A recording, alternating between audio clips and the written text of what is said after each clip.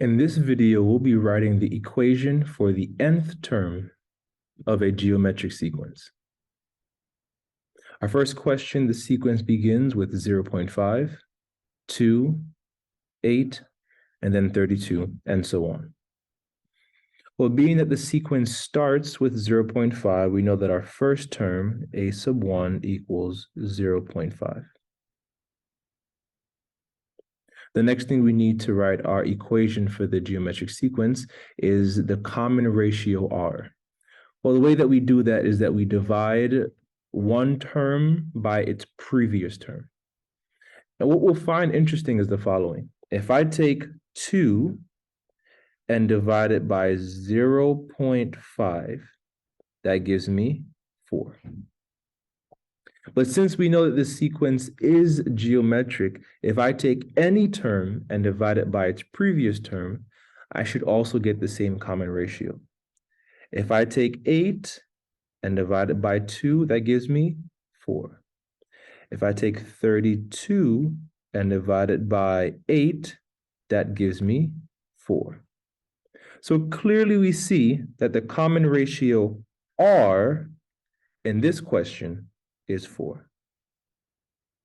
Now we can write our geometric sequence equation for the nth term. A sub n will equal a sub 1 times r to the n minus 1 power.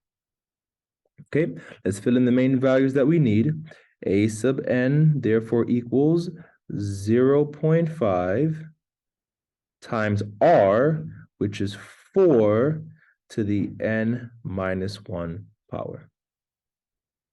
And you can choose to write the formula a few different ways. You can write it with the multiplication symbol in between, or you can just use the parentheses like this, 4 to the n minus 1 power.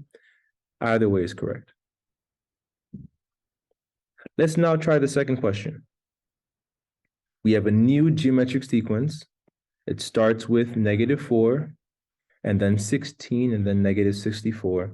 The starting term is -4, so of course that is our initial value, our first term, a sub 1 equals -4. Now to find r, again, we take any term and divide it by the previous term. So 16 divided by -4, that equals -4. All right? So our first term, a sub 1, is -4, and r, our common ratio, also equals -4. And therefore, our equation for the nth term, a sub n, equals a sub 1 times r to the n minus 1 power. Well, that gives us a sub n equals, watch this, -4 times -4 to the n minus 1 power.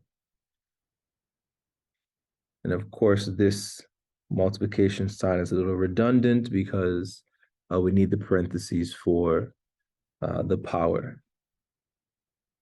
All right. So our final answer for this geometric sequence, a sub n equals -4 times -4 to the n minus 1 power. Let's see a slightly different example.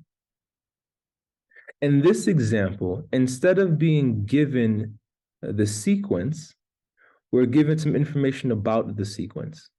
We're told that the fourth term, a sub 4 equals 5, and that the common ratio is 6. And it seems that we're missing the first term in order for us to write our equation. So we're going to use the given information to find the first term. So we know that a sub n equals a sub 1 times r to the n minus 1 power. All right, we're going to use this first piece of information. We're told that a sub 4 equals 5. That means the fourth term in this sequence is 5. So n equals 4. So a sub 4 is going to equal a sub 1 times r to the 4 minus 1 power. Okay, 4 minus 1 is 3. That means a sub 4 is going to equal a sub 1 times r cubed. All right, filling in the values that we know that a sub 4 equals 5. So now 5 equals a sub 1 times, what is our r? 6 to the third power.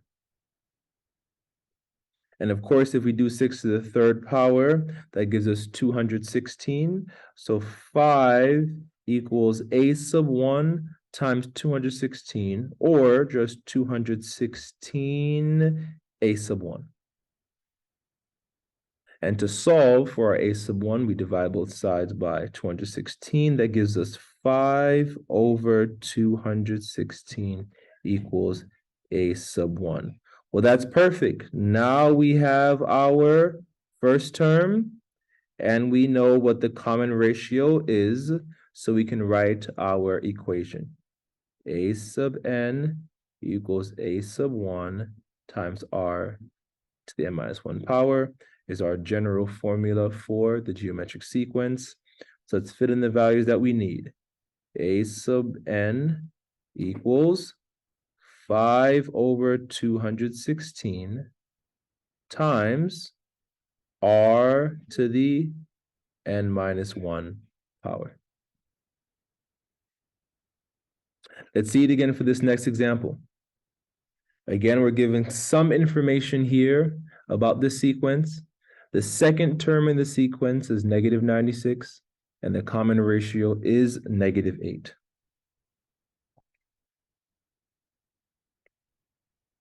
So we use our general formula, a sub n equals a sub 1 times r to the n minus 1 power.